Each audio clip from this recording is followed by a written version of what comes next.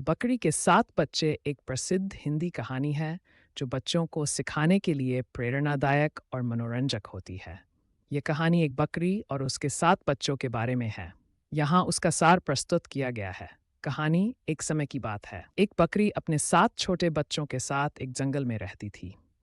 बकरी अपने बच्चों से बहुत प्यार करती थी और उन्हें हमेशा समझाती रहती थी कि जंगल में चलने फिरने से पहले सतर्क रहो।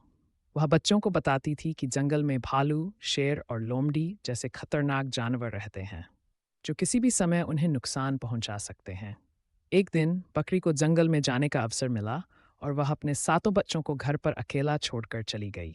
जाते समय उसने बच्चों से कहा, बच्चों, ध्यान रखना, जब तक मैं वापस नहीं आ जाती, कोई भी अजनबी दरवाजे पर ना आए। बकरी के जाते ही एक बुरी लोमड़ी बच्चों के पास आई। उसने दरवाजे के पास आकर धीरे से आवाज दी, बच्चों, मैं तुम्हारी माँ हूँ, दरवाज़ा खोलो। लेकिन बच्चों ने बकरी की सलाह मानी और दरवाज़ा नहीं खोला। लोमड़ी बार बार प्रयास करती रही, लेकिन वह दरवाज़ा नहीं खोल सकी। फिर उसने अपना तरीका बदला और शरारत से अपनी आवाज़ बदल दी, ताकि बकरी की आवाज़ जैसी लगे। इस बार बच्चों को शक हुआ और उन्होंने दरवाज़ा खोलने से मना कर दिया। कुछ समय बाद बकरी वापस घर लौट आई और बच्चों से कहा, मैं जानती हूँ तुमने सही किया।